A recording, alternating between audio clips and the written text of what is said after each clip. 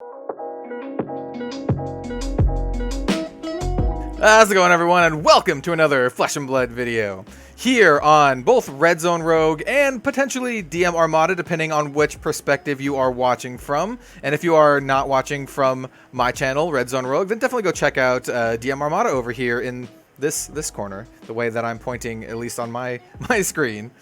Today, we are going to be talking about Tales of Aria, and I am incredibly excited to talk about this. We're just going to kind of like, you know, podcasty style, talk about a lot of different topics. We're going to talk about maybe classes, characters, lore, just a whole bunch of stuff, because I am really, really excited for this set. Don't get me wrong, I loved Monarch, but this is like really my speed. I love like the mysticalness, and I love the... Oh, I just love the setting and the colors and everything. It's so sweet, and I think my friend here also feels very similarly. And if you'd like to introduce yourself for those who don't know, go for it. Hello, I am Steven, aka DMArmada, aka friend of the channel, Red Zone Rogue. Friend of the channel. Friend of the channel. It's confirmed. It's like verified. It's kind of like what they do on Twitter, except it's only with Red Zone Rogue, which means it's extra exclusive. I'll have to get you like a red. Pretty cool. I'll have to get you like a red check mark or something. There you go. That's what it is. I do card game stuff over on youtube.com/DMArmada, and I hang out with Kel and we play games. And he beats me and I beat him, and we all have a good laugh. It's pretty close. That's what we do. We do very. Today we're going to talk about Tales of Aria, and I'm really excited to talk about it too, because I am just like you. I love the aesthetic of Aria, and I like the general like fantasy flavor more so than I do the light versus shadow thing. Not that I didn't like that, because I bought way too much of it. It's awesome. But I am so pumped to get into Aria, because I think it's a really cool place. Yeah, it's really cool. It's like... So, like, there's the whole light versus shadow thing with Monarch, and that's cool and all, but it doesn't have the same kind of sense of mystery that I think Aria has. There's, like, this sense of wonder and mystery. Like, there's a bunch of, like, magical things and just kind of, like, ancient things you don't know about. I don't know, it's just really, really cool. Like, a lot of the origins of whatever Fiendel is comes from Aria, and just a lot of really, really cool stuff in Flesh and Blood originates from there. So it's really, really exciting. So where would you like to start? I think a lot of people immediately want to talk about, like, classes, because we saw that artwork, and everyone's like, it's this class. And a lot of people have, you know, immediate, like, reactions to that, which class they think it's going to be. So let's just talk about that a little bit. We'll talk about that, and then we'll talk about, like, what classes we think could be in the set. I think we will probably have very similar ideas. But personally, I think that character is a shoo-in for a ranger. I mean, she has a bow. I mean, that's my argument. She has a bow, so she's a ranger. I know some other people think, like, illusionist and stuff, but I think it's a ranger, man. Like, not only that, I think there's a specific kind of ranger, but we can get to that maybe a little bit later. I think she's an elemental guardian. Elemental guardian? No, I'm just kidding. I think she's a ranger. She's a ranger. Yeah, man. That's what she is. She does, man. She's got very ranger-y vibes, though she looks like a different kind of ranger, right? I would be willing to bet, depending on what the talent is, like, just looking at her weapon, it looks like, you know, it's got electricity coming off of it. They mentioned a place called Volthaven in that little blurb, and they said that people from Volthaven care about the Great Aurora, which also looks to be what's in the background of this character. So given those two things, it's safe to assume that this character is from Volthaven. And if this character is from Volthaven, then she probably has some sort of lightning-y talent. Though I don't necessarily think it's exactly lightning. I think lightning is a good guess, but I have another guess for that too. Okay, I will put a pause on your assumption that what is behind her is the Great Aurora, because technically the flow appears that way in places that it's really strong.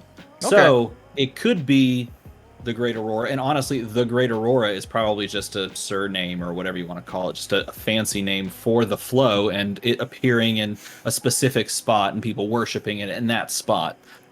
Nevertheless, doesn't really kind of delineate where she's located so much, because the flow is everywhere in ARIA, because that's kind of how ARIA exists, is with the flow. Everything's created in ARIA from the flow, so it's everywhere, and it's where she is too. I'll be honest, the flow isn't the best name, for many reasons, because I didn't make it. I'm just using it. That's all I'm saying. The flow can refer to a lot of other things. So if they changed it to the Great Aurora, I would not be surprised if like the Great Aurora was like what folks called it, like who lived in ARIA. Yeah, I kind of like the flow, even though I understand where you're coming from. I still kind of dig just the simplicity of it. The Great Aurora is like a little pretentious. It feels like someone just said it and like adjusted their top hat, their monocle, that sort of thing. Yeah, it did say were they scholars from Volthaven or something like that? So maybe, yeah, something like that. Maybe they are a little uppity. So yeah, I think Ranger is a pretty slam dunk for that character. I mean, they could be something else technically, but I think it would be weird if they were like an illusionist and they had a bow. It'd be weird. It'd just be kind of weird. I mean, they could, but it'd be weird. I mean, illusionist has spears already. That's true, but we don't actually have a character that has spears either. I think it'd make Azalea That's a good point. It'd make Azalea very sad if illusionist got a better bow than she did. That would be so up Azalea's alley. It'd be like so Ranger centric. It's like, hey, we're gonna give you an entire set. We're gonna give you a full bunch of class cards, and the bow for the illusionist is better than yours. That would be funny. Or it's not even there's not even, or if there's no Ranger at all, it's just like an illusionist and they just have a bow. Like they randomly just have a bow, and it's like, sorry Ranger players, illusionist gets the bow this time. Just making a bow. There it is. Yeah, cool. So we both agree more or less on Ranger. I agree. Yes, I think Ranger is in the set. Yeah, man, it's gotta be. If it's not, I won't be sad, but I won't be disappointed either. But I really would like a Ranger. I mean, come on, like. I would be both sad and disappointed if Ranger is not. If Ranger's not a class in this one, I would be both sad and disappointed. There's also other evidence too that I have, but it's not really evidence. It's James White talked about in a Right. I can't remember what it was. It was the like store conference thingy. I can't remember exactly what it's called, but he talked about how in the next set there will be stuff that people have wanted for a while and are clamoring for, and I think he even said that they're going to give support to much maligned or much beloved classes, much maligned and beloved. He said it some way like that. I'm paraphrasing, but I mean, if you're thinking of both beloved and maligned classes, well, then Ranger's on the top of the list, right? Yeah, I immediately thought of Ranger for that. So this makes a lot of sense. It makes a lot of sense. Okay, so what other classes do you think that are going to be in the set? Like, this doesn't have to be any official predictions. Just kind of like, let's just talk about it and throw out some stuff. Because I have some ideas. I think they're the easy ideas. My ideas are like Guardian's easy. Guardian, Bard, and Illusionist. So Ranger, Guardian, Bard, and Illusionist are the easy ones for me. Hey, you're putting Bard? Yeah, because I'm taking into account the lore of the setting. So we know ARIA is very bardic. There's bards, songs, festivals, like it's very bardic, and we saw Bard also in the lore book as a potential class, and then also illusions are mentioned in the lore book for ARIA, and then Guardian. So those are like the easy ones, right? Those are all classes mentioned in the lore book in regards to ARIA. So I believe Correct. I believe those are the easy guesses for the set. Though that's assuming that every class is from ARIA, but I don't know. I don't really know what if it's all going to be ARIA or something else. What do you think? Well, I think Illusionist is the 50-50 for me, because they could give more Illusionist cards, or they could not. But it does make sense. Like it's kind of where Illusionists are from in a way, and it makes a ton of sense for Illusionist to be in the set. But in doing so, you're basically saying Guardian and Illusionist and Ranger are all claimed. So that leaves just one pivot. So the question is, do they introduce yet another new class, or do they put Wizard? They'll probably put Wizard. So I think they put Wizard. Wizard is another one that a lot of folks were guessing in my comment section. I think if they're gonna ever put Bard in a set, now is the time. Like, I mean, it could obviously be in like a supplemental set or something in the future, but like this is like the most no-brainer I can think of. Like this is the most obvious region a bard could be in Flesh and Blood. I mean, there could just be never any bards. Like that could also be a thing. Like they could just there could be never any bards. Yeah. They could leave bard as a subtype class, kind of like they do with merchant or like they do with shapeshifter. Yeah, that's what I meant. They could introduce. You're right. They could introduce bard in a later set down the line because they say, hey, let's introduce a new class later so that we can support old classes that people love now. And I think that's probably the wiser choice. But then again, I haven't been planning it for 7 years, so I can't speak to what they have planned after this year. And maybe they do a supplemental set and they introduce basically like just a boatload of cards for wizards. So they said, hey, we're gonna do this for that, so we can just drop a new class right now. Nevertheless, I do think bard makes a ton of sense to be an ARIA. I totally agree with you. It is the #1 place for it to be because of how the lore spells out how everyone is living a carefree lifestyle because they don't have to work for their food and for their livelihoods. So it's the place to put bard. It's just, are they going to put it in the set that's all about ARIA, or are they going to wait and just say, hey, this is from the region of ARIA later down the line? I guess that also determines on how like fleshed out they want the class to be. Like you said, if it's going to be more of a supplemental class or a fully fledged class, it'd be very interesting to have a fully fledged bard class. I agree with you what you said about illusionist too. I think it makes sense mechanically because there are not very many generic illusionist cards right now. The pool is like super small, so it makes a lot of sense to have another illusionist to just add on to that. So that gives Prism more stuff and also gives the new character, or if they have one, more stuff too. I think that makes sense. Yeah, you have Phantasmify, you have Spears, you have Enigma Chimera, and you have the one that makes tokens, Prismatic Shield. Prismatic Shield. I think that's it, right? I think that's it. I can't think of another one. That's that's 4 cards. Yeah, so it's like very small. It's very small. So it does make Phantasmal Footsteps. I guess that counts. Yeah, the equipment. That one. The equipment. Yeah. So it does make sense mechanically, just to put Illusionist here, and I think it would fit in the set, and I think it wouldn't hurt competitive play or anything. It would just add more stuff for Illusionist, which makes sense. I guess it really depends on like what classes I solidify on. Like I said, I haven't like 100% like made my predictions yet, but a lot of it's determined on if I think all of the heroes are going to be only from ARIA. Because what's the opposite? What's the alternative? Well, it could be something like Monarch, where you have 2 opposing forces. So instead of just everyone being happy and holding hands in ARIA, you could have an opposing force, like maybe an invading force or something that somehow got past the the shields and stuff.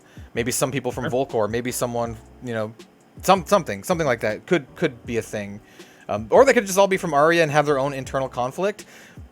Sure. But it'd be weird to only have 1 talent in the set, unless there's 2 talents in ARIA, which could also be a thing. I don't think so. I think it would be okay. It makes some sense too, because if you have 1 talent in the set, then draft and sealed become a lot more kind of level. Everybody has access to the same generic card pool and the same talent card pool. So because of that, you have a lot more flexibility. And they, from a perspective of design, could design a card that's flexible in all 4 classes for different reasons, which could be kind of interesting.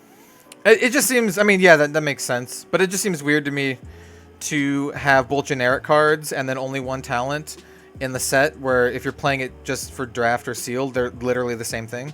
Like they don't actually, they're not actually any different, like choice-wise. Except in the expanded card pool of the entire game, then it does delineate out. Yeah. But yeah, and once again, I'm saying stuff that it's like James also said that this was their favorite set for draft and sealed. So whatever that means. I think people who like draft and sealed like somewhat of a challenge. So I don't know. I would guess there's 2 talents. That would be my guess. 1 talent could totally be a thing, but I think there's 2 as well. I could see 2. And the way they could do it, if it's all just based on ARIA, is that they focus on one portion of ARIA and the talent that comes from there, which could be, you know, one elemental focus, and then they focus on the other side of ARIA and another elemental focus. And that's kind of, I don't want to say that's hinted at in the little solicits blurb that was in the kind of release spoiler, because it's not. I mean, they just mention town names or city names, but one of them is like Volthaven, and the other one sounds like it's south in a jungle, like a very foresty jungle area. They mentioned 3 places. They did, yeah. Yeah, which is... I just don't recall them off the top of my head. I probably should have that up right now. One of them is Volthaven. The other one is Candlehold, I think. And then the other one is... Oh, like Isengard. Not Isengard. Leafville. Isengard. Isengard, Leafville. It's something similar to like Eisen something. I assume it has to do with Eisen's Peak, but I have it on my... I probably have it on my desktop here. too. I saved it. I saved it to my phone. Okay, so yeah, Candlehold, Eisenloft. So, Eisenloft from their endless winter slumber. So Eisenloft, wintry kind of area. The Wardens of Candlehold sharpen their thorns with the blossoming undergrowth. So very like earthy thorns, plants, undergrowth. Yep. Yeah, and then the Prophets of Volthaven set their sights on the future painted by the Great Aurora. It's good to note that they did not capitalize Great Aurora. It is not a proper name. I don't know if that's relevant, but they didn't capitalize it in the little blurb. So yeah, we have 3 distinct areas, which is very interesting. If there was only 2 areas, you could easily be like, oh, these are the 2 areas that they're going to be focusing on. But there's 3, which is... You know, since you read it out loud, the Prophets of Volthaven fix their eyes on the future. Is that what you said? Yeah, it's the Prophets of Volthaven fix their eyes on a future that has to do with the Great Aurora. Hold on, I closed the thing already. There's a lot of references painted by the Great Aurora. Sure. There's a lot of references in the lore book to, you know, like soothsayers, seers, oracles, fortune tellers, things like that. Maybe that's a hint as to what we might see a class of. Maybe it's not bard so much as it is like a soothsayer class, or a dreamer, which is someone who like falls into a trance and sees the future. So that is something that I've thought about. Not specifically that, but it reminds me... Okay, so this is like a thing I've just thought about in general about Flesh and Blood. Do you think, and it sounds like you do, they will make a class that... So you're talking about like a soothsayer and like a seer or something like that. We already have cards that are generic that kind of do that. Like... opt mechanics. Yeah. So like... I was really thinking about that kind of stuff. Like, oh, does this rule out certain classes if like generic cards can do it? Because like, why would you have it as a generic card if you're gonna make it into a class? Exactly. Yeah, like Whisper of the Oracle. Yeah. Exactly. That's exactly what I was thinking of. And honestly, they could just say Oracle's a class, and then you're like more incentivized to play Whisper of the Oracle, which is really funny. Back to what you said, it could be a wizard. Because wizards can be very oracle-y. Right. So, yeah. I do think... They could just call it Dream Wizard. Dream Wizard is... Dream is the talent or something. Dream. That's got some heavy, like, World of Warcraft stuff. Because of the Emerald Dream and World of Warcraft and Druids and all that I could see them doing that. I could totally see that.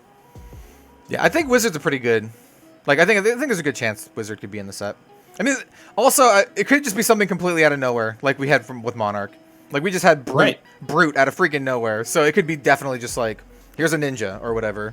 Like, lightning ninja. Yeah, let's do that. Let's go through the classes. Eliminate all classes that you think are just too crazy.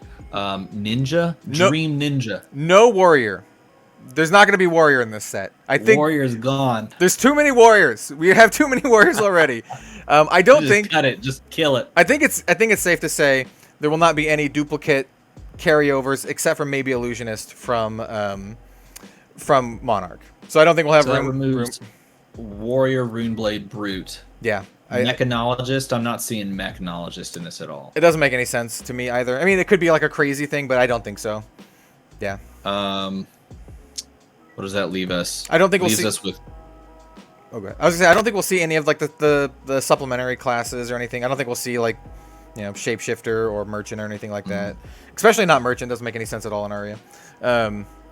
So that leaves like Guardian, Ninja, Wizard, Ranger, Illusionist.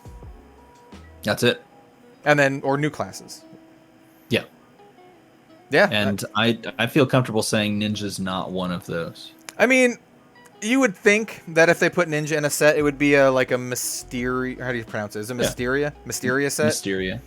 I think like one of the things that I've just thought about the second they said talents, and I read the article about talents, and I'm like, oh yeah, there's gonna be like a wind ninja, like there's freaking like that'd be cool. The freaking border is like looks like wind, like wind ninja. I don't know. It just seems like a thing. Cool. So yeah, the classes.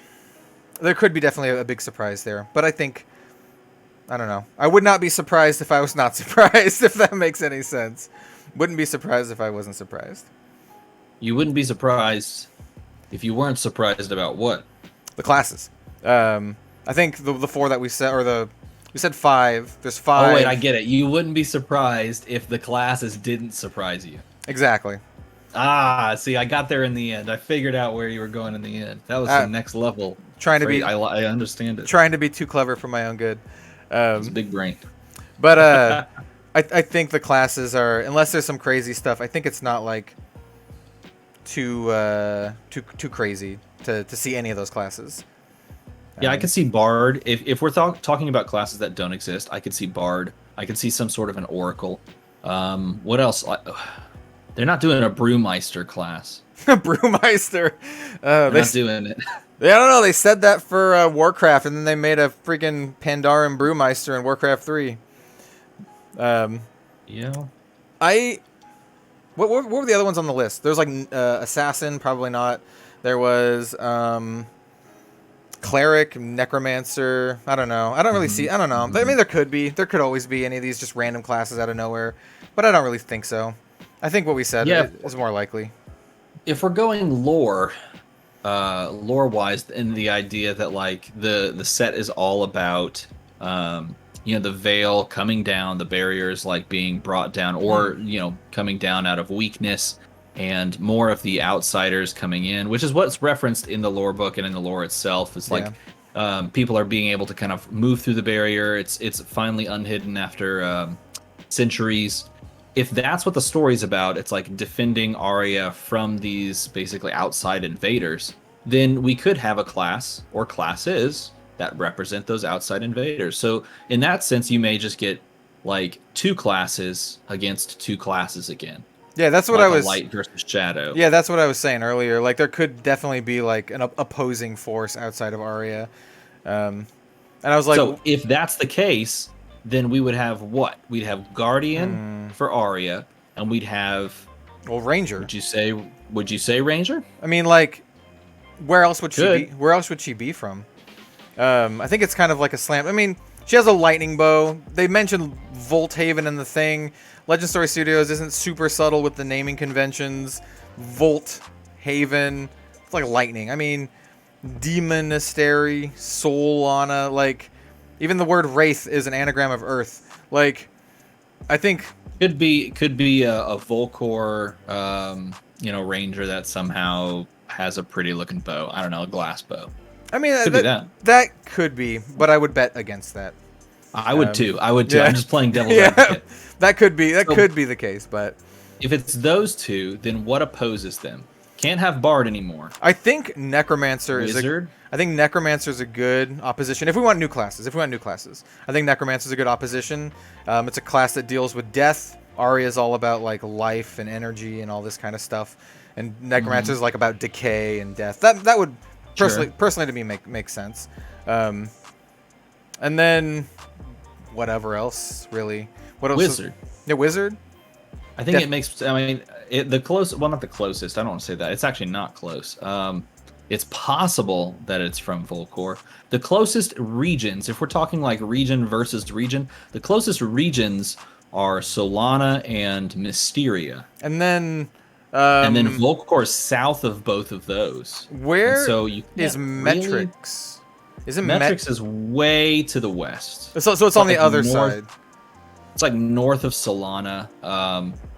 It's like the way the map works is like the continent curves around to the east and down to the south, and on that curve, like where it starts to curve east and down south, that's where Aria is. Yeah. And then if you go the opposite direction, it starts to curve the other way to a certain degree. That's where Metrics and the pits are. For some reason, I thought they were kind of in the middle. Like as you head over, they would be like at 12 o'clock. But I guess they're closer to... Yeah, they're like 11:30. Yeah, there you go. Okay. I mean, that's not that far. I mean, it's not at, like, further than Volcor, I guess. Maybe. I mean, you know what? He'd be a crazy story. It could be a story of magic versus science, and the outsiders. The outsiders are like trying to raid the resources of this magical land so that they can like weaponize it and sell it back in metrics. That's what I was kind of thinking. Then you get your mechanologist. There's your mechanologist right there. That would be crazy. That would be like the left field thing that no one sees coming. And if we are right here in saying this, we are geniuses. That would be Monarch levels of pivot right there. Pivot. It's Monarch. Yeah, I mean it could be. All right. Okay, so that's a lot about classes. That's a lot about classes and that kind of stuff. What do you think the talents are gonna be? Like just for Aria, just for Aria, because we were just talking about a bunch of regions. We can spend forever talking about what regions we think have what talents, but let's just talk about Aria. I think I already said this. I think Lightning is a pretty easy guess. I think it's an easy guess based on the Volthaven thing, based on the Lightning Bow. That's an easy guess. I think you can just see these things and be like Lightning. I think it might be something a little bit more esoteric than Lightning. I don't think it's going to be at... Well, I mean, it could be. It could be just very blunt, like just lightning or electricity. But I think it could be something a little bit broader than that. Even if they're from Volthaven, I was thinking we could see something like energy. Something akin to like energy. So you'd have like an energy ranger or an energy guardian or something, and they channel the energy of like the flow or whatever. That's what my guess is, at least for one of them. If we have someone from Volthaven, I think it's going to be something like lightning or energy. I think energy works a little bit better, but I think lightning could be a thing too. In a general sense, I kind of agree with you. I think it's the more general it is, the better. And so with that being said, I think just saying Lightning Ranger sounds cool to me, but it is very kind of focused. So I think they should say Storm. I think Storm Ranger or Storm Guardian, because then you can kind of pivot lightning, snow, wind, ice, rain, all of these elements, which has already been talked about in the lore book as being controllable by guardians. You've convinced me. If that's the case, if that's the case, it makes sense for Storm. You have 100%. You have 100% convinced me on Storm. Not just that, but also because they literally mention like ice in the little blurb too. Like they awaken from their frosty slumber or whatever. So yeah, I think Storm makes so much sense, because then you can have characters from two different regions of Aria have the same attribute, have the same talent. You can have the ice dude still have Storm, and then the lightning person still have Storm. I think that's great. Yeah, that was what I was thinking. I think from a game design perspective, that's what's made the most sense to me in my mind as I've been thinking about it. And then as far as like a second, like if you just wanted a secondary talent, something that kind of goes along with the wilds, you could just say like Wild Ranger or Wild Illusionist, Overgrowth, something like that. I mean, those are kind of Magic the Gathering terms. Wild Wizard or Wild Illusionist reminds me of the Wild Sorcerer from D&D. I don't know if anyone out there plays D&D, but like Wild Sorcerer and Wild Magic is awesome because it's random. It's like very chaotic. That just sounds that sounds so cool to me. That would be sweet. And so there's it. I mean, if you're trying to go for like a life growth kind of a thing, you can come up with some term like that where it describes nature. Growing and that sort of thing. It describes that in a very broad sense so that you can do the same thing, like this one plants, this one water, but in a different way. Like you can kind of give it different attributes but keep it under the same umbrella. I like the word wild, though. it's anytime I think about this kind of stuff, I have to think about like, does this take the place of another talent possibly? And like, if ARIA has Wild, I mean, I guess, well, no, I'd have to read the. Okay, here's my thoughts. If ARIA has Wild, then what does the Savage Lands have? Right. Yeah, that's the logical next step. Sure. Yeah, and then I was like, well, do they have crossover talents? And I was like, I'm pretty sure they don't. In that little blurb that he said each region will have its own unique. It literally says it in the thing. Like they're gonna have their own unique talents, like to give flavor and character to the world. But I do like Wild. That sounds awesome. Unless yeah, but do you really need Wild to describe the Savage Lands? I mean, it's literally kind of painted into the picture, right? Savage Lands could be like chaos or something too. It could be a little bit more abstract. Or something like literally something about ferocity. Yeah, strength or something. It doesn't necessarily kind of take away from what could show up in the Savage Lands, but it could. I mean, so they may not do that, and they may just angle that towards Savage Lands. That'd be cool too. So the one that I was thinking of was something more akin to Earth, but this like rocks and stuff. You're talking about like literal. Yeah, rocks, but also plants. Like Terra, like sure. Yeah, but yeah, I could see that. But it also harkens back to something that I also said too. Like, if they make generic cards that have this, would they make it into a talent? And we've seen that. What is it called? Like a Rouse the Ancients or whatever. It's a big old rock monster, and it's a generic. Mm-hmm. It's a generic. So I'm like, well, if they're gonna have that kind of stuff as a talent, probably not, because they have a big old rock monster dude. That goes into a completely different lore thing than just being a big old rock dude. That's a lot. That carries a lot more weight. He's an ancient. With regards to lore. Yeah, with regards to lore than just being a big dude. He's not like summoned by anything. Well, can't necessarily say that, but he could be. No. Well, it's a pretty big deal. Yeah, he's awakened. I don't know. So maybe it's more of a generic thing because he's part of Wraith and not part of a specific. I don't know. So yeah, I agree with Storm. I think Storm's great. I think that'd be cool. I'm like, then you can just you can do so much stuff. I'm so sold on Storm. I think it's a fantastic idea. It makes a lot of sense. Watch as it be something completely random out of left field, like Spirit or like Life Force or something. But I think here's what I'll say. I wrote down a literal list, and I'm probably going to put this on my own YouTube channel as a separate video. So spoiler alert. Everyone close your ears if you don't want to hear this. I had written down like some specific things like lightning or storm, like that sort of thing, fire, because I had predicted Volcor as the second kingdom that they'd cover. But if you go very, very like general, kind of like they did with light versus shadow, how those are so diametrically opposed, so very general, you could really have done anything. Then like life and death made a ton of sense. And if it's two different regions, one that's all about vibrant life and transformation, and then one that's all about constant warfare and battle and killing each other, then you could have a death wizard and a death assassin, or death whatever you wanted to put into the fourth category there. So you think you'd have a life ranger and a life guardian. So you think Volcor would be death? I don't think necessarily it has to be, but I'm just saying I was trying to make it all work, thinking about what they could do if they wanted to pick the region of Volcor and they wanted to pick the region of ARIA and have those two regions be either opposed to each other or just feature those two regions. Those could be two ways they could diametrically oppose two talents, like they did with light and shadow. So that's a possibility. I mean, very, very general stuff like life and death. Yeah, I mean, I was thinking about that too. I was thinking it more in terms of like, how do I put this in a way that's not like Pokemon terms?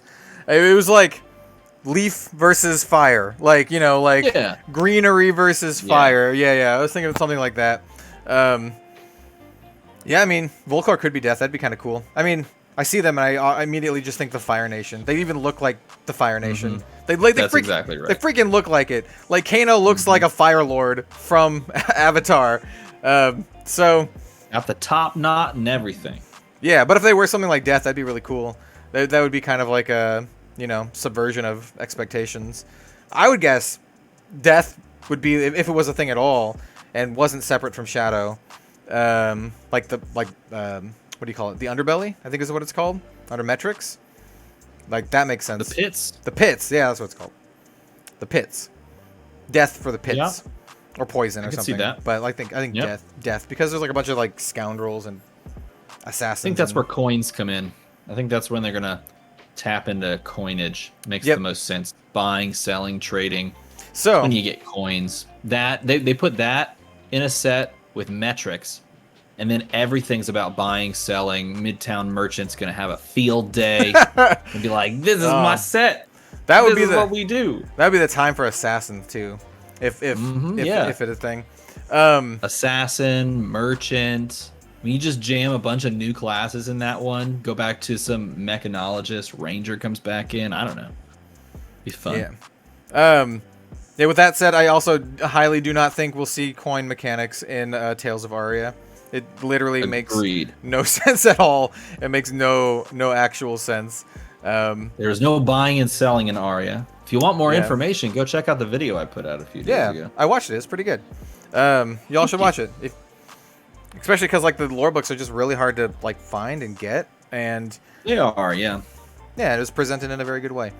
But I know a lot of people want like coin mechanics, but we're not going to see no. I don't think we're going to see no coin mechanics in Tales of Aria. So another thing, if we have some of these classes that we think, this is something that I don't know if it's worth a full video on. Maybe it eventually will be worth a full video on. But it's something that I've written down as part of my list of videos to do. Characters. Talk about some characters. Characters we've seen in artwork, especially in regards to Aria, and if we're going to see them maybe as heroes. This is going to be the first time it would happen. Like this, if that happens, it would be the first time it happens. Like we see characters in artwork and then they become heroes. And there's two that come to mind for me. One of them is, I think her name is Valda Brightax. Guardian Girl. Yep. Guardian Girl. I would love to see her. She's awesome. She looks pretty brutal. Like, yeah, I've already used that artwork for like a thumbnail because it's just so sweet. And she's also like Crush. elbow, cartilage crush. So I think, I mean, it could be another just random character, but I think it would be awesome to have Valda, like have a Guardian and then have Valda. That would be sweet. That would be super sweet. I hope to see her. I don't know if we will, to be completely honest. Maybe they just do new characters and all the characters in art are just kind of like flavoring. But it would be so cool to have her. I agree. I would love a female Guardian. I think that'd be awesome. Yeah. I think that would be one of those moments where it was like, dude, I would prefer to play as her, because I think this is for me always been the case. I actually prefer female characters over male generally, because I always feel like when you play a female character, there's that like, oh, I underestimated that, and then like all of a sudden they just destroy, and they always feel faster. Like in fighting games, I always feel like female characters feel faster. I like that. They feel like trickier. They can go faster. They can do more hits, and I was always into that. I thought that was cool. For me, I would do a female Guardian. For me, it's like, it's weird. I've talked about this before, like, like ages ago on this old video game channel that I used to do and do Let's Plays in. But Wait, you gotta plug the channel. Plug the channel so we can go subscribe. No, it's so old. No. Some people. Come on. Some Which people. One is it? I'm not gonna say. People, if you know, comment in the comments below. Comment in DMArmada's video. So if you're watching this on my channel, comment in his video, because I know some of the people who watch this channel, who watch Red Zone Rogue, have seen it. I have. I'm googling it right now. I have a full. It has nothing to do with Red Zone Rogue, like the naming conventions. Maybe you are able to find it. I have a full Dark Souls 3 and Bloodborne Platinum guide on that. But getting to the male-female thing, I usually like playing as female characters in like video games just because I feel that I've played male characters so much. Like almost every game has like a male protagonist, and so I like to mix it up. And I just like to mix it up. When I can make my own characters, honestly, it all comes down to looks. Whatever I can make look better. So like if I pick a female character and they don't look great, then I just make a male character, and then the opposite's true. If I make a male character and they look terrible, I do the opposite. So for me, it's like 50-50. But if I can have a choice, I usually go female.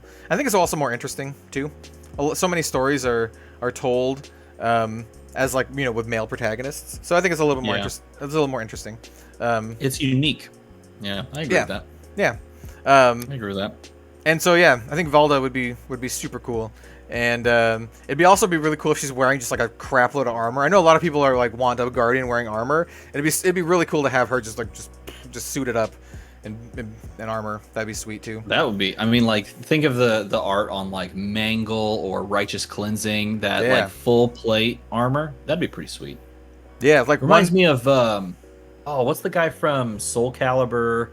Why is that with Siegfried? And then he turns into Nightmare. He turns into Nightmare. It reminds me of that kind of plate. That kind of plate armor would be cool. I mean, that's what I would be into that. Like the young side could have her like tavern style character, and then the other side, her adult side, could have just like heavy armor. That'd be sweet. And then the other character, I don't even know if he has a name. It's just that bard guy. We've seen a bard guy in a couple art pieces, and it'd be really cool to have that bard guy. Coax a Commotion. Yeah. When else has he shown up? I don't remember exactly. Maybe I'm confusing him for the thief guy from Metrics. They look very similar, but that bard guy, I would like that bard guy to be, to be a character as well. That bard guy, that should just be plastered on the screen. Well, in old school, late 90s, early 2000s clip art. That bard guy. Yeah, like Reading Rainbow or whatever. How Anyway, are there any characters that you are there any characters that you'd like to see? Like that already exist? Yeah, that you think would make sense. Yeah, I want to know all about Righteous Cleansing, dude. That guy's cool. But do you think he's got wings? Why does he have wings? I want to know about that.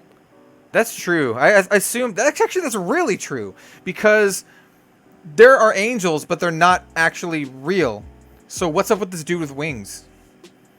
Like, my logic is here, we've already seen angels, right? But they're angels created by Prism based on like these parables and stories that she's heard. What's up with the winged guy? Like, is he not? I guess he's not an angel. He's maybe something else. Like, I don't know. Maybe he's like just some sort of humanoid that have wings. I don't. Do you think he's from? That's the other thing. Do you think he's from ARIA? Do you think him and Doot and big armor dudes are from ARIA, or do you think they're from a different area? I don't know, man. That's a good question. Because you also asked the question. You asked the same question of stamp authority. The dude's stamping down on like a table. It doesn't look like it's very Solanian. Like it's stark. It's not like excitingly decorated behind them. It looks like a lot of buildings. Which why would you need buildings in ARIA when you're a nomad most of the time? Yeah, and like even the cities that I can think of in ARIA aren't like, they don't have buildings like that. They're like more villagey cottages. They're village and cottagey. Yeah. So I mean, based on those, no, but it's Guardian themed. So eventually, maybe we get a Guardian from Solana down the line. I don't know. I think, anyway, they're cool characters, and I'd like to see them. So Legendaria. I really like what they're doing. Legend Stories. I really like what they're doing in setting up like all these potential different characters and like from these regions. And so like I'd like to envision that someday 3-4 years down the road we have all of these Guardians, and they're you have your Guardians from ARIA and your Guardians from Solana, maybe some Guardians from Metrics that have like weird robo armor or something. Oh yeah, man, that'd be awesome. That would be sweet.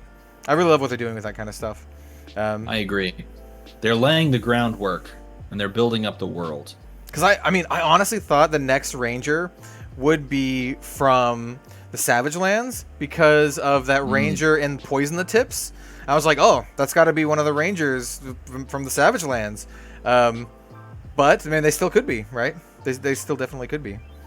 I mean, it looks like ARIA.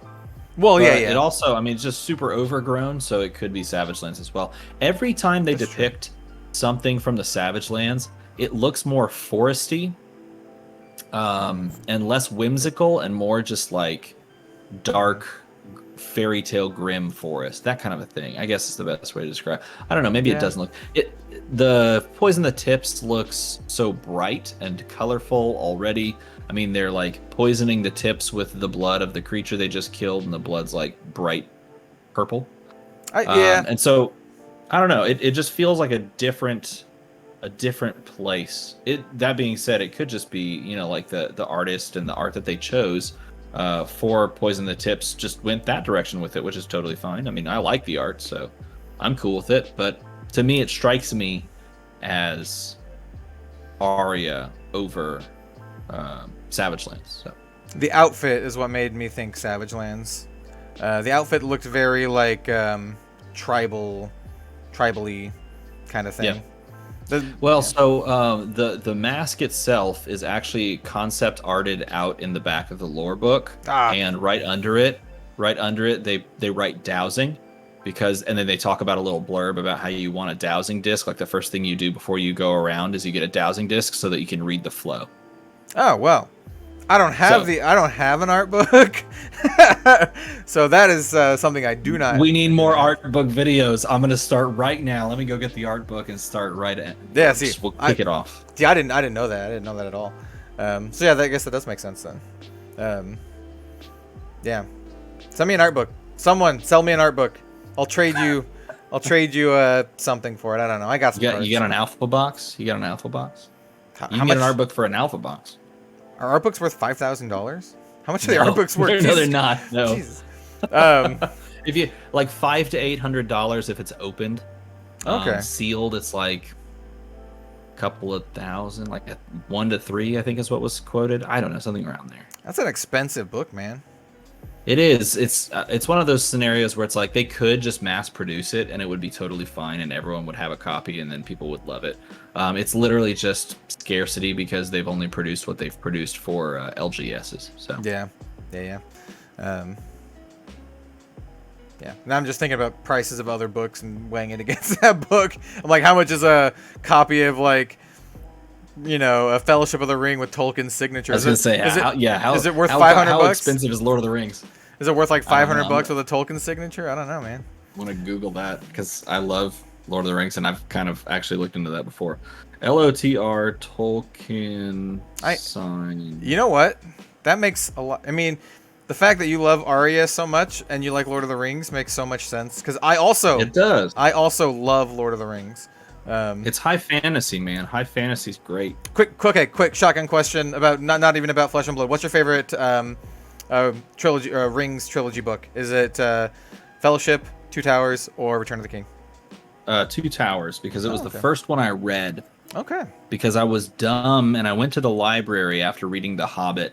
And I was like, this is it. It's the Lord of the Rings. And I picked up the Two Towers and I started reading it in the lunchroom.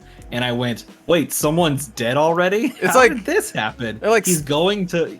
It's like, anyway, he's like, he heard the call for aid from the horn. And he was like, I got to go save him. And I'm like, this is the wrong book. I picked the wrong one. But I kept reading. All right. That's fair. That's really fair. I almost for the same reason I like Fellowship, but for different reasons too. I really like the whole adventure part. It starts getting into like epic warfare and crap later on, but I really like the whole adventure, fantasy, and you know, partying up and elven cities and all this kind of stuff. So yes, it's a very storybook kind of folk tale first book, you know. Yeah, I mean my favorite Tolkien book is The Hobbit. So yeah. How much did you find one?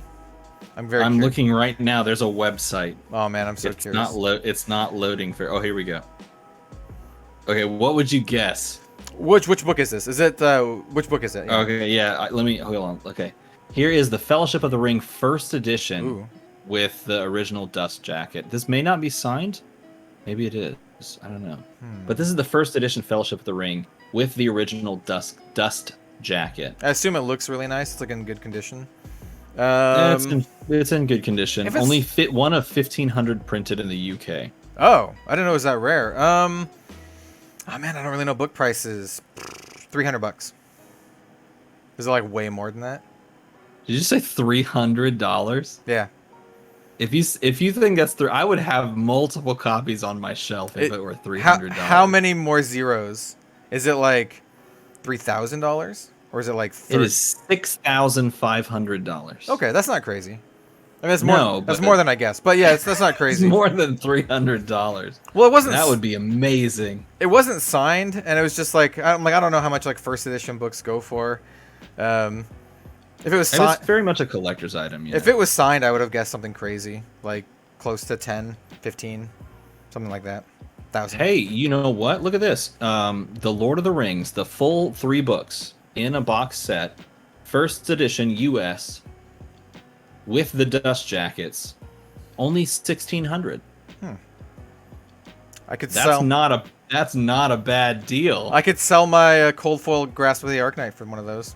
I could sell my cold foil Grasp of the Arknight. Don't do it before me. I need those books. No, I'm gonna keep my Grasp. I'm gonna keep all my cold foil legendaries. I'm gonna get the books. My legendaries. Yeah, they mean more to me than money, which is both sad because I'm like, wow, they're worth so much money, but also like, man, they mean a lot. So, yeah. I play my cold foil Grasp. It's actually the Grasp on every gameplay video I ever play. Me too. Even though I own 2 unlimited Grasps. I just trade when I pull an unlimited Grasp because I've done it twice now. I just trade it. Problem solved. Put it in a thing, goes into a box, and they've all just been sitting there. So I've just amassed like this collection of unlimited stuff just in a box. Well, it's not in a box; it's in like a nice thing, but. I should probably, sell those or give them away. Maybe I'll give them away. I'm giving away those illusionist phantasmal footsteps that I pulled. Saw that. Yeah, that's gonna be exciting, man. I was getting Congratulations, by the way, on the 7K. Thank you. I was like getting annoyed because I bought a bunch of my Monarch Unlimited Luck continues, and it's not good. It's not as bad as yours, but it's still pretty bad. I opened up 8, got 8. Unlimited boxes, and only on the very last, in the 8th box, did I get a legendary. I was a little annoyed at that. And then I opened. I know your pain. I know this feeling. And I'm like, what the? I thought maybe unlimited would be a little bit nicer, but it's like, no, man. Here's nothing. And I was a little sad about that. What else can we talk about? Tales of Aria. Let's see. Okay, I will say this. This is a comment that was left, and both on the video that I made recently, and also put into a group chat that I'm part of. And the comment was this: what if they just continue the light and the shadow? I've had multiple people ask about that. They could. A light ranger and a light guardian. Totally doable. That's totally fine. So here is what I've said to every comment who has written that, which has been a couple so far. If you look at the official Legend Story Studios article about the talent system, they literally say that every region will have a different talent. If it's an Aria, there's a different talent. Like, unless they're lying, basically Shadow has to be from the Monastery and Light has to be from Solana. I think that's how it's going to be. So I really don't think they'll continue it. As much as people would like to have more of the same stuff, I don't think it's going to be like that. It makes the most sense to do the same way. Yeah, exactly what you described. I mean, not only because they said that they would give unique talents to the different regions to kind of flavor things up, but also just because I understand the argument. Like, if we add light and shadow to the other classes, and it's honestly kind of what we thought would happen from the drop. If they do that, then the card pool for light and shadow grows, and then you can tap into more of those cards from the hero perspective. That being said, it just doesn't jive with both the theme, the lore, and what LSS has previously stated. It just doesn't quite fit. Yeah, I don't think we're gonna see more light and shadow stuff until. So this is something that I also mentioned. Actually, I mentioned this in my community Discord. We were talking about this kind of stuff, and someone mentioned this, and I said I don't think we will see light and shadow stuff until the next supplementary set. In fact, I think we'll have 2 talents here, and then we will see both light and shadow and these 2 talents in the next supplementary set. So I think we'll see support for all 4 of them, plus maybe some other stuff in the next supplementary set. That's what I think. Maybe they do only talents or something like that. That's getting a little crazy, but yeah, I really don't think we'll see light and shadow stuff for quite a while outside of supplementary sets. I think they probably want to explore all of the regions of Wraith before we go back to like Solana or whatever. I guess my question then becomes, are they still doing supplementary sets? When? How soon? You know, that sort of thing. So I don't remember where I read this, but I thought I saw that they plan on doing 1 supplementary set a year. Once they get, I thought I saw that too, but I can't find where it says that. So if someone in the comments can put down where that is, that'd be great. The problem with that is that their initial schedule is like thrown all off because of COVID. Yeah. I think they wanted to have 2 sets, and then like the winter set or the end of the year set would be a supplementary set. Exactly. But it's all thrown off now, so who knows? But I know that they want to do more.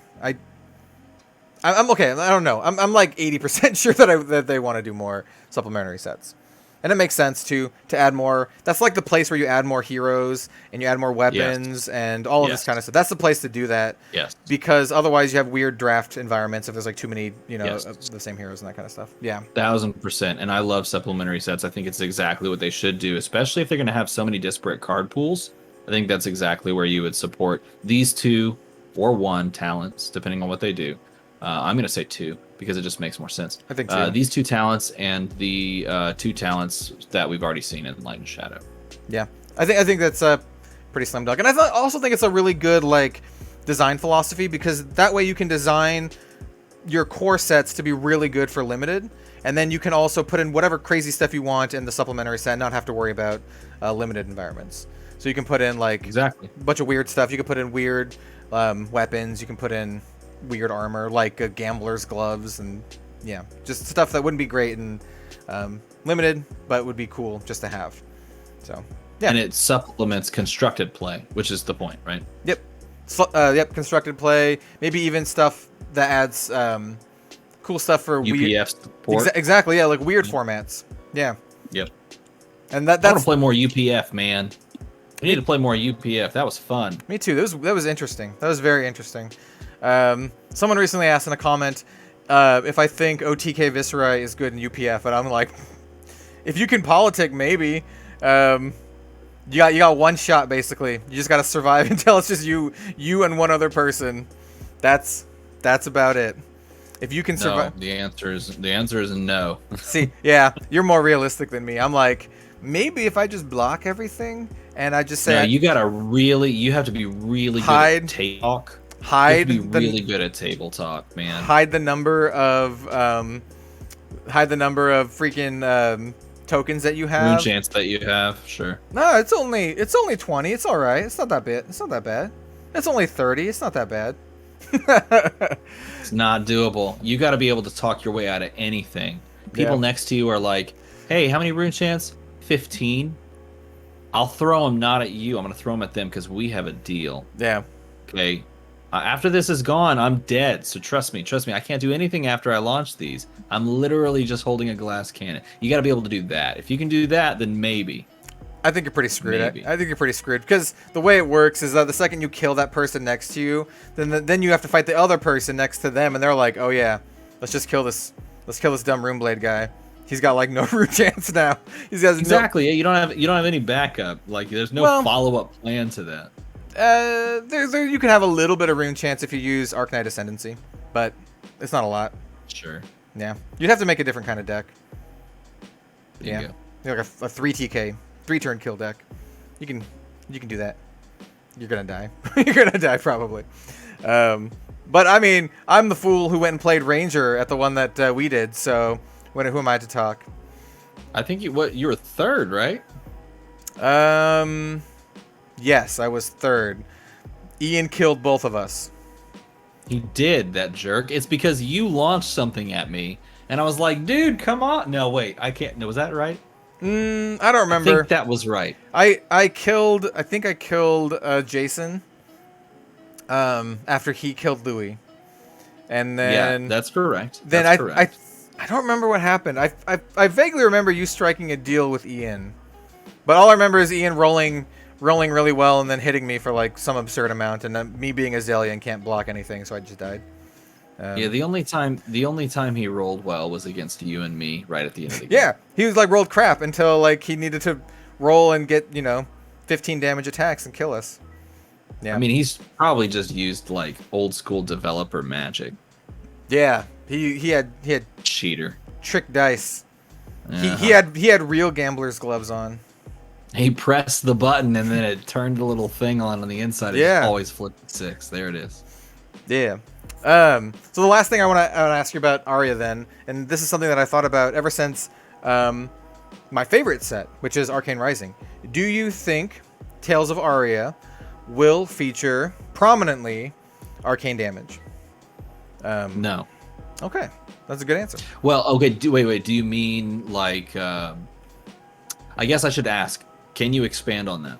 Oh, my camera's getting woozy. Yeah, so prominent arcane damage, meaning a class or classes that are predominantly arcane damage and therefore require you to build decks around that for limited play. So for the same thing for like Arcane Rising, if you are drafting or doing sealed for Arcane Rising and you have like really bad like luck getting like some null rune stuff, man, you're gonna get crushed by Wizard.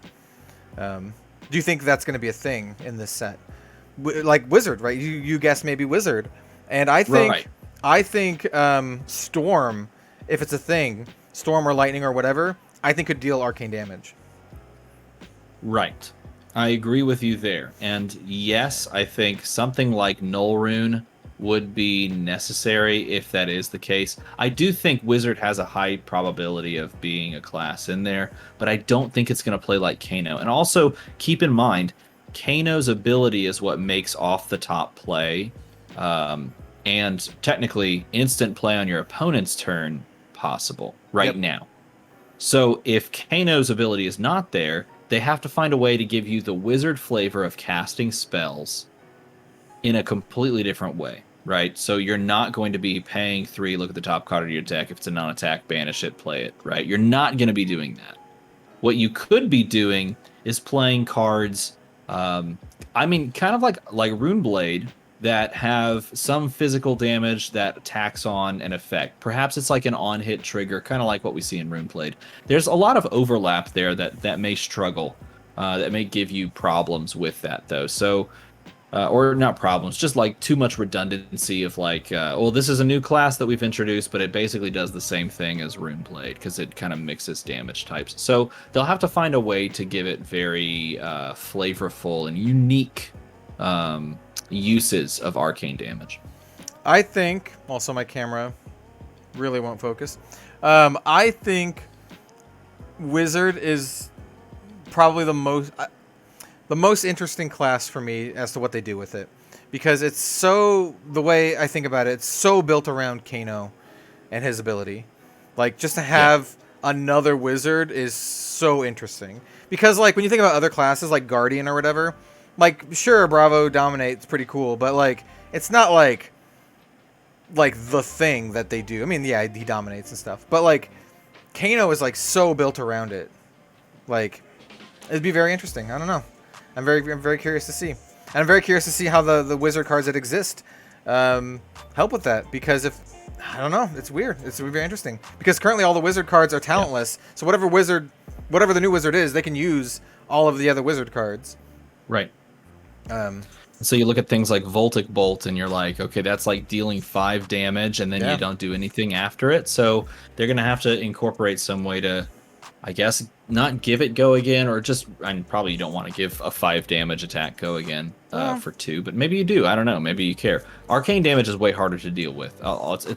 It's important to note that too. So you probably don't want some overpowered way to give all those things go again, unless there is some significant drawback. But I mean, if we're thinking like a vegetal, like life, I don't know, like jungle kind of a druid magic, then maybe it has something to do with cards staying in play over time and permanents lasting and getting stronger, and then dealing arcane damage as they go. That could be kind of interesting because it ties in. So there's ways to give you a wizard that also can control lightning, but that have thematic flavor. I don't know. We'll see. I agree. We'll see what they do. Let me turn off my camera and turn it back on again real quick.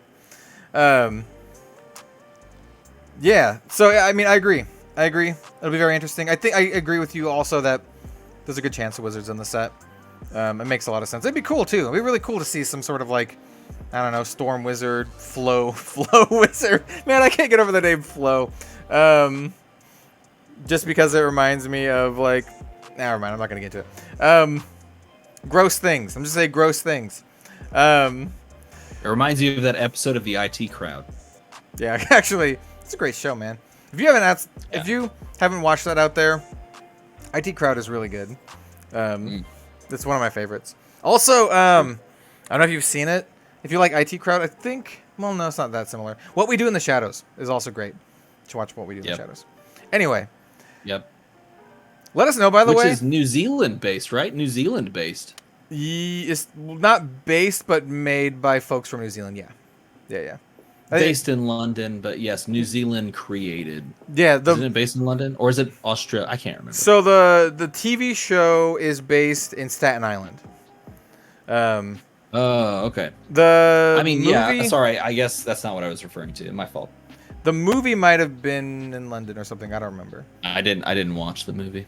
It's a really. I wanted to. It's a really good show. We need to watch the latest season. By the way, if you out there are watching this far and you like our rambliness, you should let us know in like the comments if you like this kind of stuff.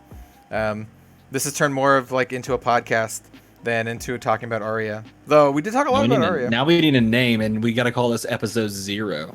So keep track. Episode What's the 0. Name? Enlightened Strike Cast. I mean, I do like that one. It's been rummaging around in the old brain mill for a while. The old noggin. Untitled Flesh and Blood podcast. Stealing that name from Brian at Tellurian Community College because he had a podcast called the Untitled Magic the Gathering podcast.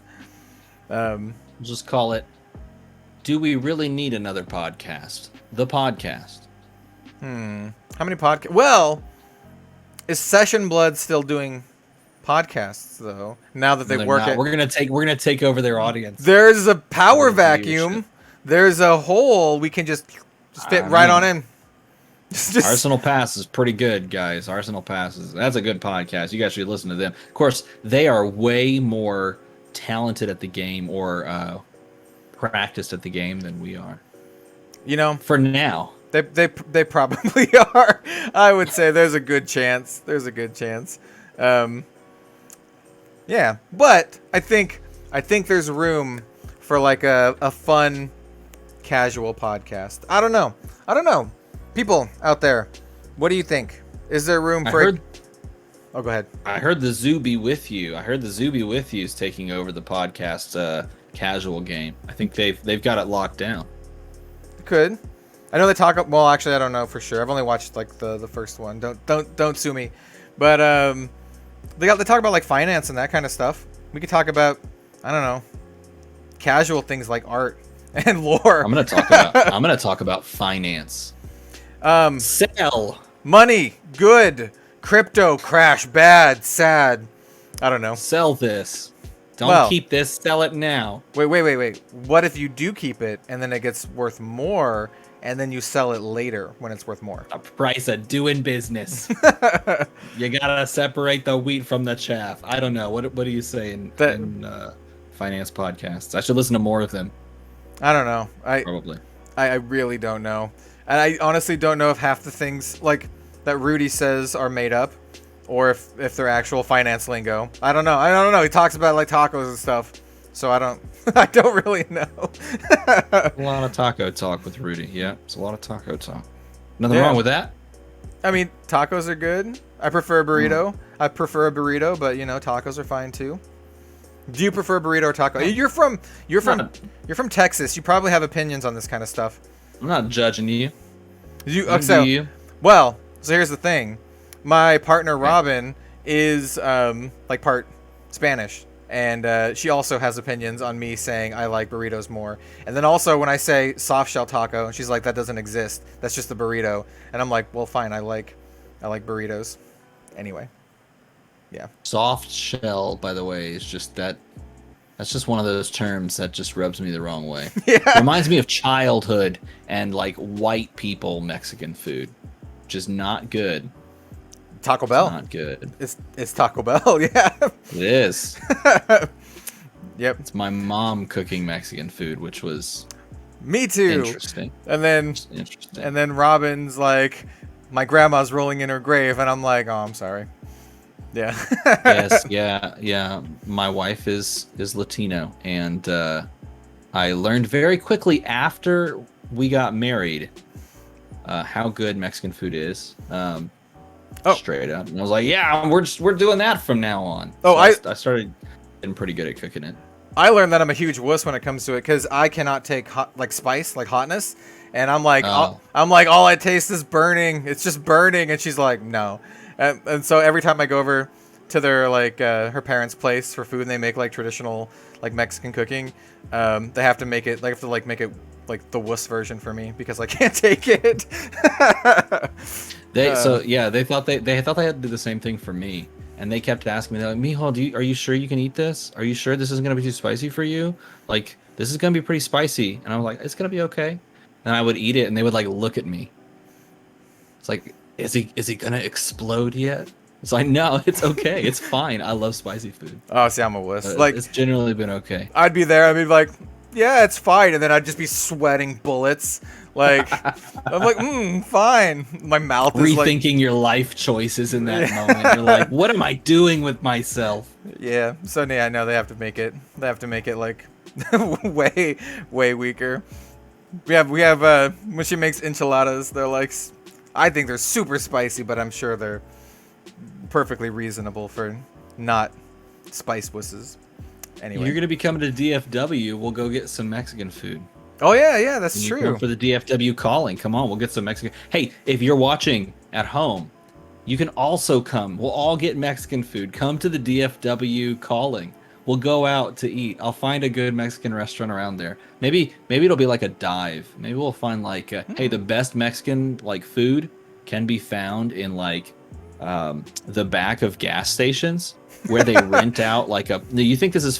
Do you think I'm making a joke? But no. Because I have a gas station. They rent out that space to like taquerias, and you go in, and it's like legit good Mexican. It's like, oh my gosh, these tacos are amazing.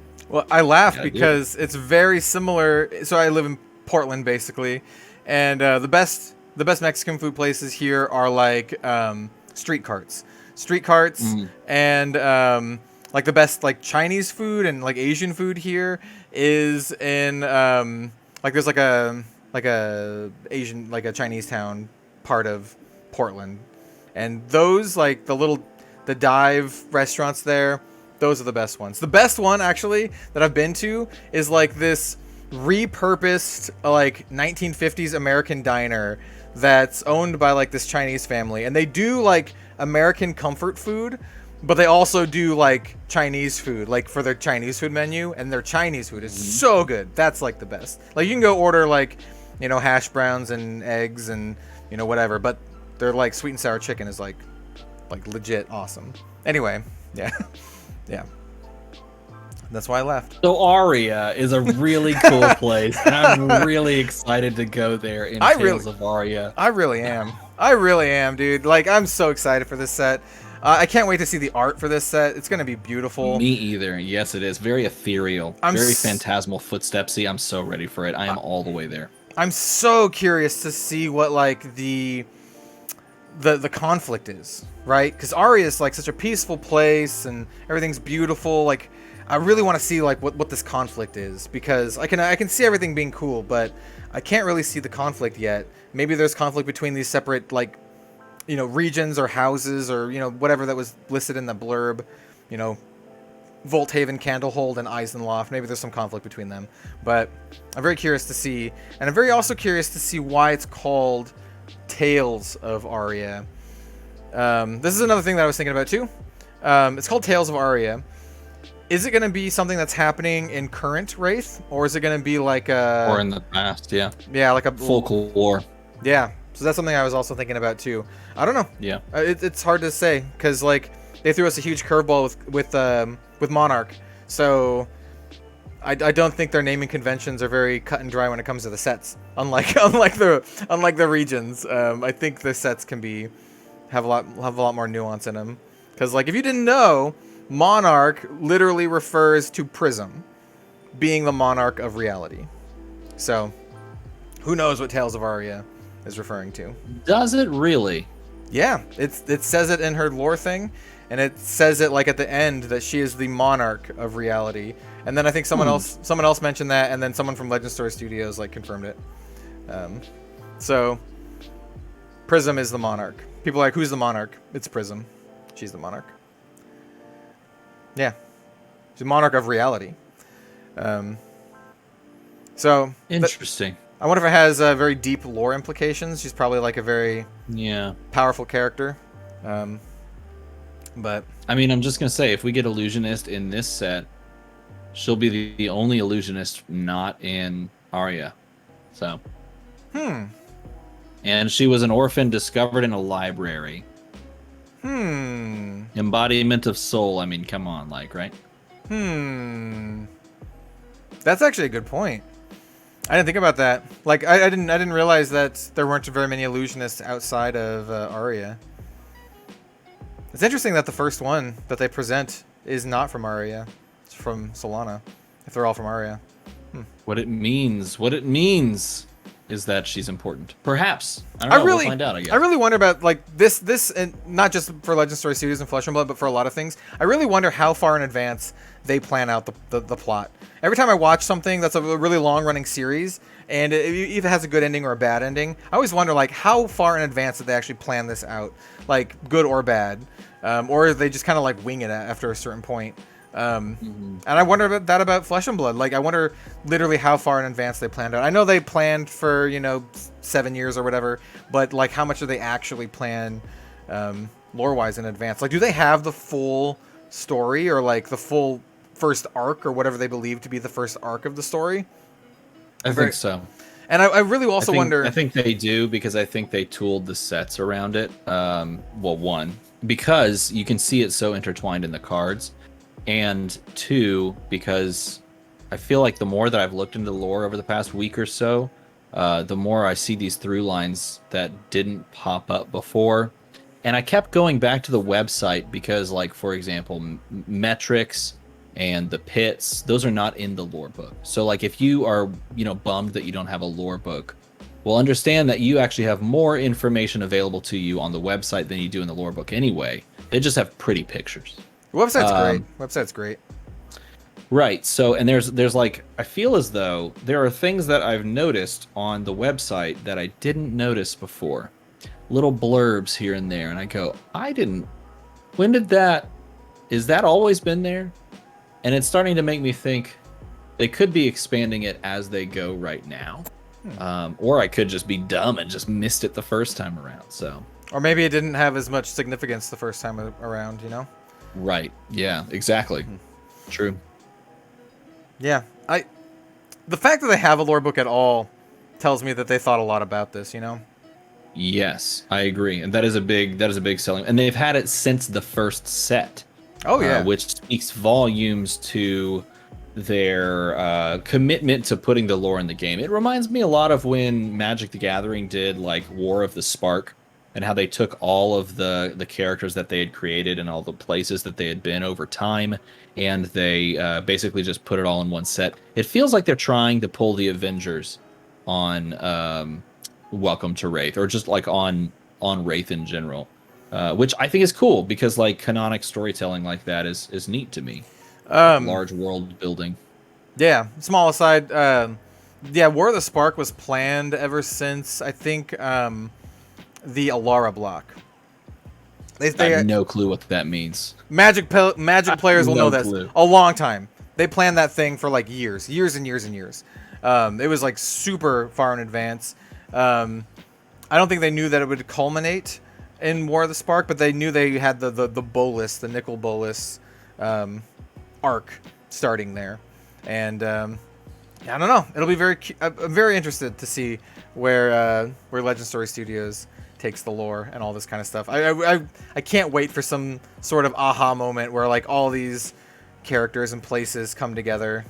Yeah, it'll be so cool. Like you'll see Chain fighting what's her face, Dash or something. Or Dash. Okay, yeah, that'd be cool. Or you're like Reinhardt fighting Prism or something. Like some crazy stuff. Like that's gonna be sweet. Yeah, I'm looking forward to it. Azalea shooting arrows at Elemental Azalea.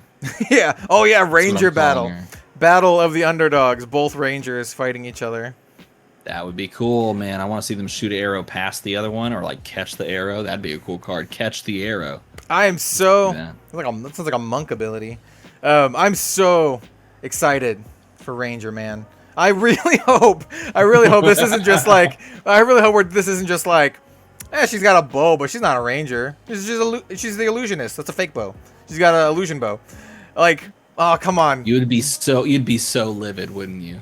I would just be so bummed. Like I wouldn't be angry, but I'd be bummed. I'd be like, I'm not angry. I'm just disappointed. I'm gonna send a message to James White and just say, "Why no ranger?" Question mark. Sad cry emoji. That's it. Like. That's what I'll do. He checks his text messages and he's like, "Why is Kel texting me again? It's like 3 in the morning." I do not have. No one messaged me. I do not have James White's phone number. Yet. He Yet. doesn't have it yet. So, Legend Story Studios. If you've watched this far, like an hour and a half into this, if you've watched this far, give me a Ranger card, please. It's a spoil. I want a Ranger card.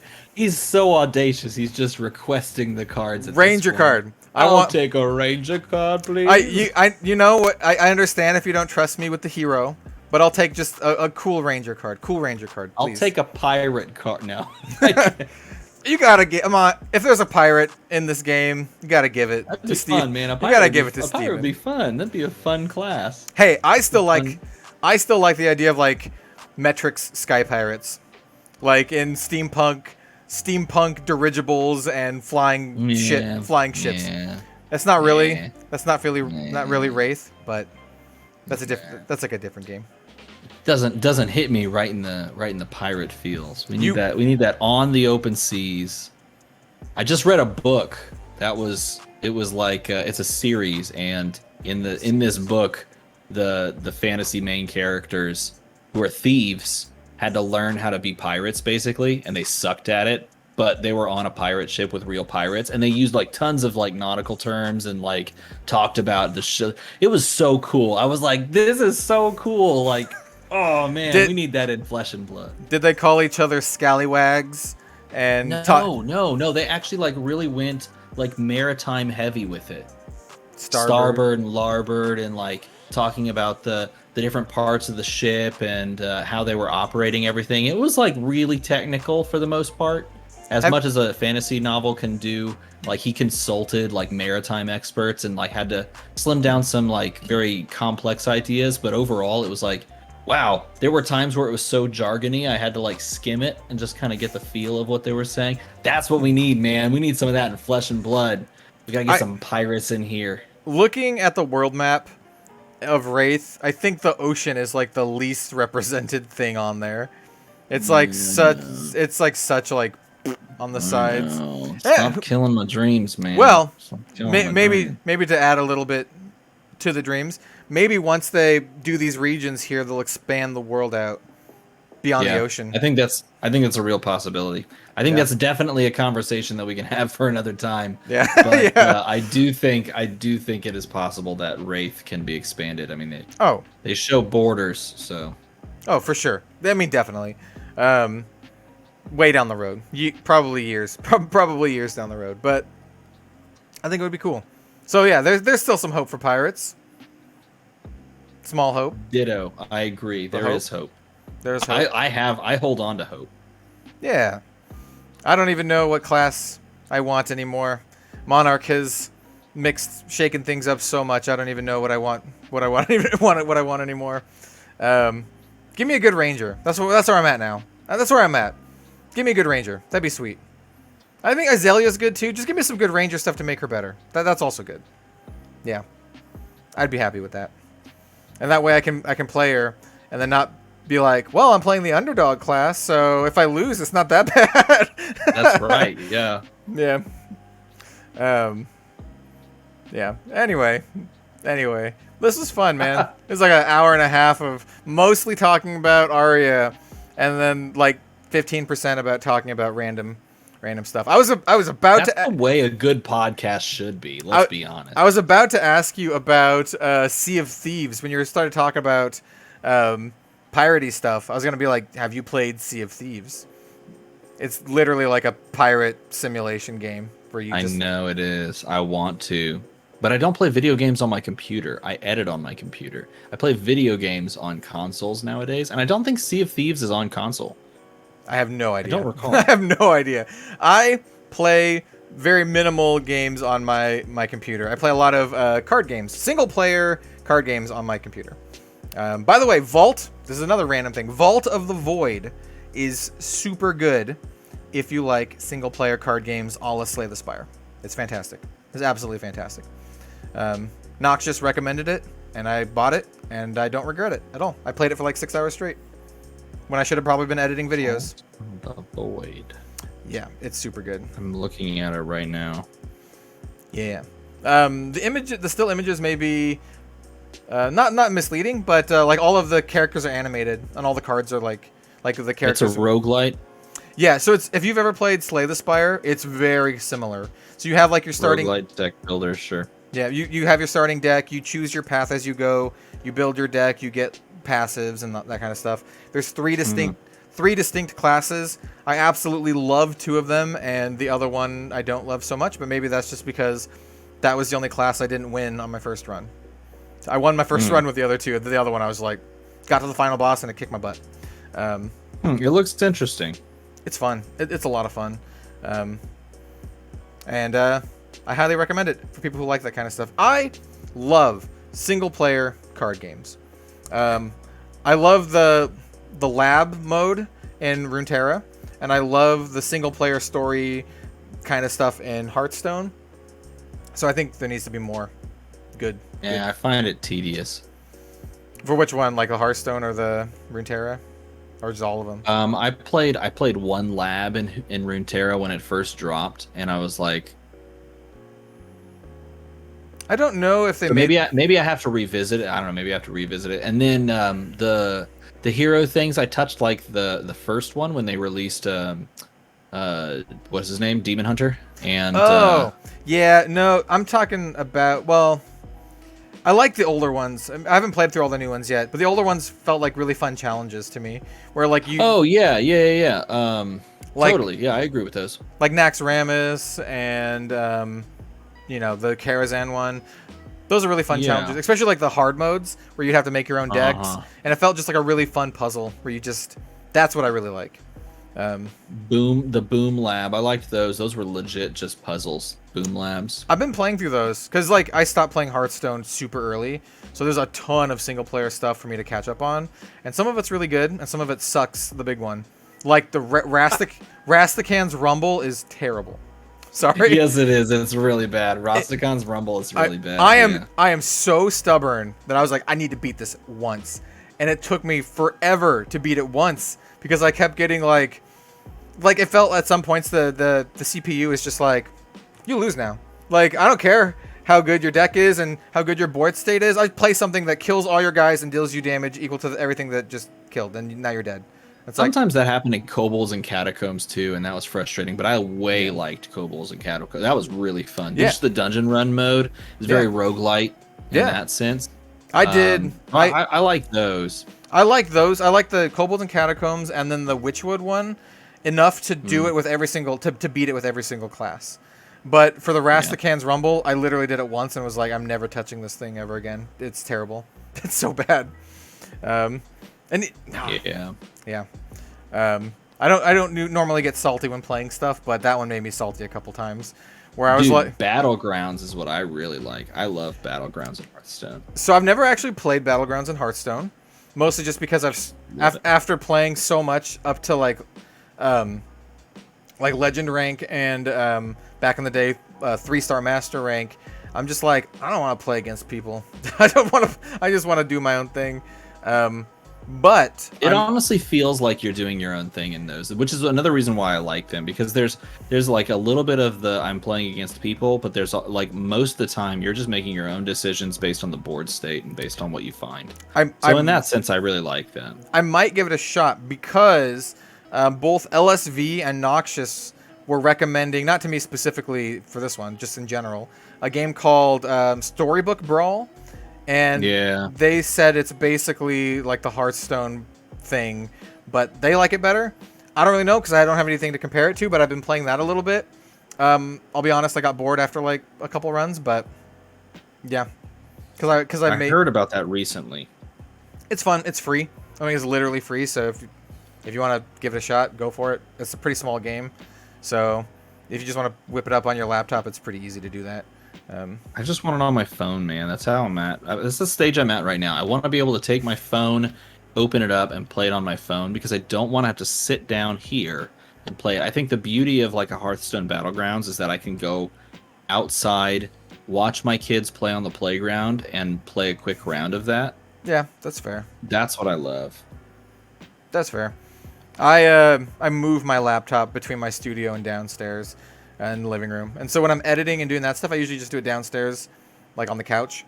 And then I also just play whatever games down there sometimes too. And then my laptop just stays on the coffee table. I only really bring it up here for recording purposes. Or when it's ridiculously hot like it has been in Oregon. And so I can sit here with my AC.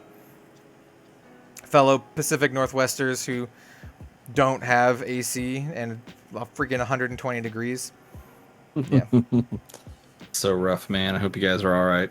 We survived, but it was pretty rough statewide. Yeah. Well, on that joyful note. Well, on that downer, let's go ahead and end the show. But yeah, this was fun. This was fun. Like I said earlier, like halfway through the episode, if people like this, let us know. Maybe we can do it again or something. Maybe we can make it into like a monthly thing or something. I don't know. We'll come up with something if people like it. I think that could be really cool. You have to hit the like and the subscribe button. Smash that like button. Smash that like. Ring that bell. All of that. Just do one of those. Smash it so hard that it turns on and turns back off again. And then make sure to like it again. Mash it so hard you trigger your crush effects. Let's go. Make him discard 2 cards. Discard 2 cards. It's a good card. It's a really good card. But yeah, please let us know if you like this stuff because I think it was fun and I'd be down for doing it again. Me too. I agree. Even if it's just like a monthly thing, that would be cool to do like a monthly thing where we just talk about whatever Flesh and Blood things happened that month, like at the end of the month. I thought we were gonna meet up tomorrow. Shh. Don't spoil it. Don't spoil it. But yeah. Episode 1 official with the name tomorrow. Be ready. Yeah. We'll see. 9 a.m. Pacific. It's coming out. Whatever. If we actually have a name for this, you'll probably already know by whatever the title of the video is. We won't have a name for it. Probably not. We're not that good. We're not that professional. If we don't have a name for it, suggest names in the comments. Whatever names, just go. Comment. Do it. Storm Strider Cast. The I had Wizard on my desk, so this is the one. The Spell Cast. The I hate that so much. No, we're not. That is so cheesy. Oh, I love I'm it. a dad, but that's even bad. Oh, I love like terrible puns. I love them. It's gotta have something to do with Yandal's Spring Podcast. Oh my god! Work it in. It's getting late, everybody. It's Fiendo time for Spring Podcast. Time for us to stop. The best part that makes that funny to me is the spring part. It's like it's a spring podcast, but Only in the spring. But presumably it's aired like all year round, which is the right joke. now it's off season. We're off season right now. This is like British television. They have everything in series. This is off series. This is a special. Fiendo's off season podcast. Oh my god, seasonal podcast. I don't know, man. That was fun. Well, thank you for watching, especially if you've watched this far. Oh man. Hour and 40 minutes. No one has watched this far. Just understand. Literally, no one has gotten to this point. It's just you and I. I bet we're just riffing at this point. I bet there's a couple people. We should give them a word to say if they're watching this far. That's dingo. Dingo. Dingo. A dingo. D-I-N-G-O. Dingo. A dingo ate your baby. Leave that. Just leave it. No one will know. Yeah, dingo in the comments. Oh man. In addition all right, I think that's the moment we should end on. Let's leave on a high note. Dingo it up. All right. Leave it in the comments. Thanks everyone for hanging out with us and watching this this fantastic first episode 0 of two people with beards hanging out and talking about a card game. It's never been done before in the history of the world. People with beards talking about cards. It doesn't happen. So thank you for stopping by and enjoying it. One has glasses and long hair, and the other one doesn't and has short hair. Crazy, man. It's just crazy. But yeah, thank you. Thank you all so much for watching. It's greatly appreciated. And we will see you next time on our respective channels. Have a good one, everyone. Goodbye. We'll see you. Good luck. See you later.